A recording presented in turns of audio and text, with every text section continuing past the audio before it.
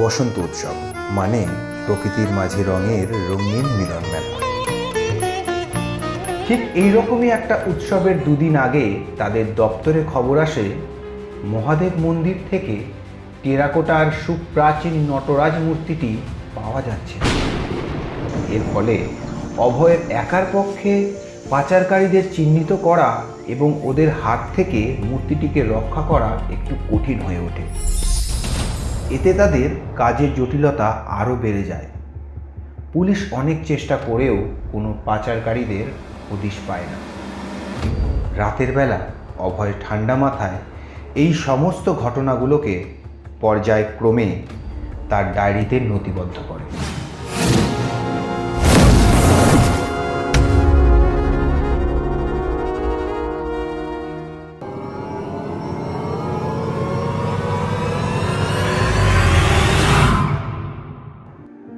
বিষ্ণুপুর বাঁকুড়া জেলায় অবস্থিত একটি সুন্দর ছোট্ট শহর। এই শহর বহু পুরনো হিন্দু দেবদেবীর মন্দির এবং টেরাকোটার কাজের জন্য সুপরিচিত। মনোরম সবুজ অরণ্য, মাঠঘাট, নদীনালা এই সমস্ত প্রাকৃতিক সৌন্দর্য দিয়ে ঘিরে রয়েছে বিষ্ণুপুর। এই শহরেরই মিত্র পরিবারে জন্মগ্রহণ করে অভয়। ছোটবেলা থেকেই তার গোয়েন্দা গল্পের প্রতি একটা আলাদা আকর্ষণ ছিল। সে বাবার কাছে আবদার করে গোয়েন্দা কেন্দ্রিক গল্পের বই কিনত এবং গল্পের চরিত্রগুলোর সঙ্গে নিজেকে হারিয়ে ফেলত। এইভাবে অভয় ছোট থেকে বড় হয়ে ওঠে এবং আঞ্চলিক একটি পত্রিকার রিপোর্টার হিসেবে কর্মরত হয়। সে তার নির্ভীক ও সত্য উন্মোচন কাজের মাধ্যমে এই পত্রিকায় নিজের একটা পরিচয় করে তোলে। বসন্ত উৎসব মানে প্রকৃতির মাঝে রঙের রঙিন মিলন মেলা।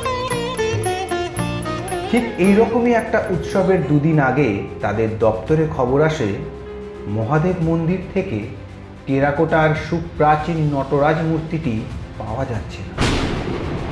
এই ঘটনাটির সত্যতা যাচাইয়ের জন্য পত্রিকার দপ্তর থেকে অভয়ের ওপর সম্পূর্ণ দায়িত্ব দেওয়া হয়। সেও খুব আগ্রহের সঙ্গে ওই মন্দিরে যায় এবং বিষয়টি নিয়ে পর্যবেক্ষণ করে। তার পরের দিন খবরটা পত্রিকায় ছাপার আগেই তাদের কাছে খবর আসে মূর্তিটি পাওয়া গেছে। এই বিষয়টিকে সকলে সাধারণ ঘটনা ভেবে তেমনভাবে গুরুত্ব না দিলেও অভয়ের মনে একটা কৌতূহল দানা হয়। সে এই বিষয়টিকে সাধারণভাবে মেনে নিতে পারছিল না। তারপর থেকেই শুরু হয় অভয়ের এই বিষয়টি নিয়ে মগজাস্ত খাটানো।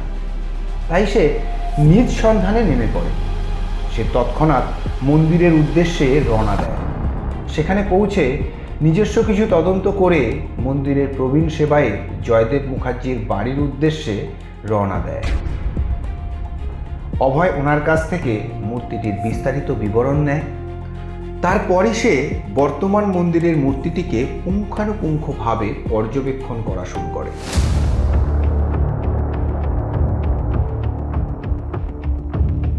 অভয় মূর্তিটিতে অনেক ত্রুটি খুঁজে পায় এবং তার মনে সন্দেহটা ধীরে ধীরে সত্যি হয়ে ওঠে। ওই মূর্তিটি যে নকল সেটা বুঝতে অভয়ের আর বিন্দুমাত্র সময় লাগে না। আসল মূর্তিটি যে চুরি কিংবা পাচারের শিকার হয়েছে সেটাও সে বুঝতে পারে এবং তার দৃঢ় বিশ্বাস মূর্তিটি এখনো বিষ্ণুপুরের মধ্যেই আছে।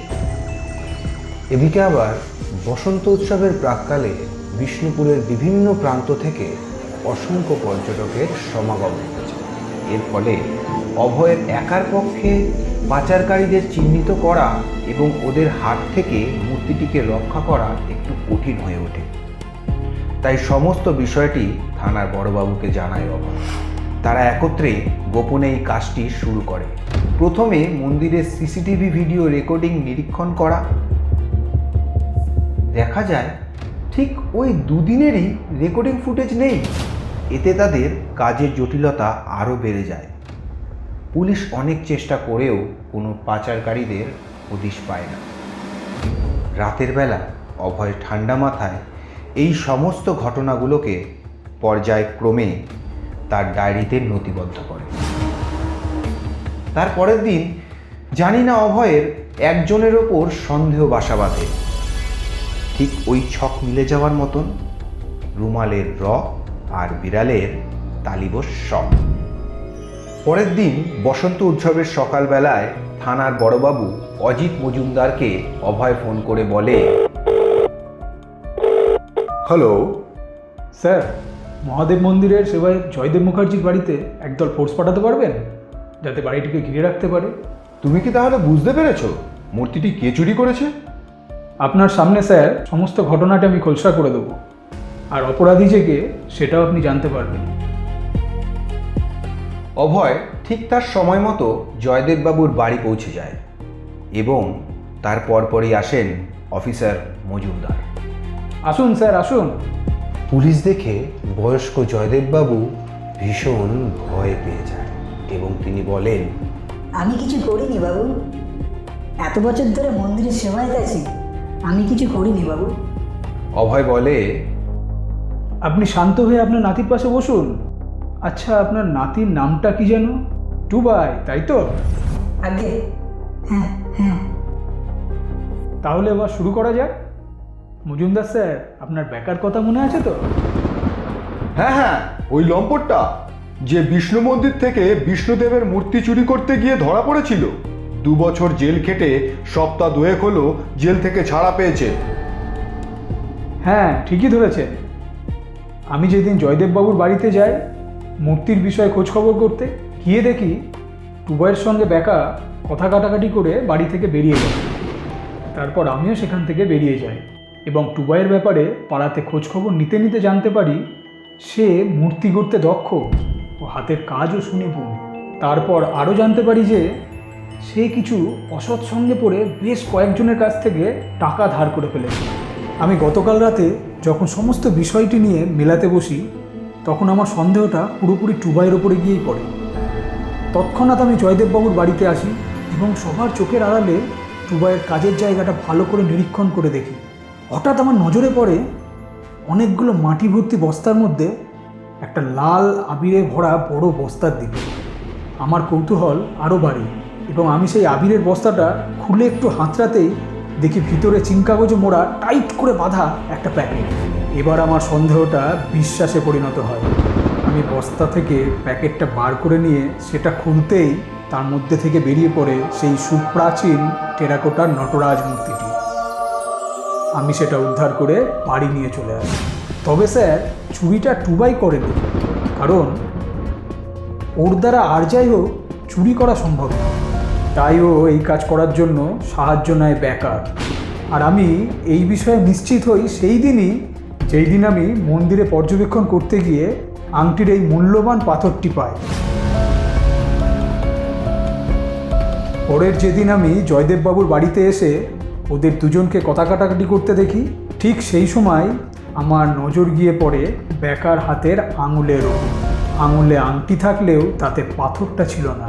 আর আমার দৃঢ় বিশ্বাস বলে যে এই বিষয় নিয়েই ওদের মধ্যে কথা কাটাকাটি চলছিল। অভয় ব্যাগ থেকে মূর্তিটি বার করে মজুমদার স্যারের কাছে দিয়ে বলে, এই নিন স্যার, আমাদের ভারতের ইতিহাস, ভারতের সম্পত্তি আবার একবার উদ্ধার হল। আর এই নিন সেই আংটির পাথর। ব্র্যাভো ভয়, ব্র্যাভো। আমরা তোমার মধ্যে গোয়েন্দা বলো বা সত্যান্বেষী, তাকে এই বিষ্ণুপুরের মাটিতে খুঁজে পেলাম।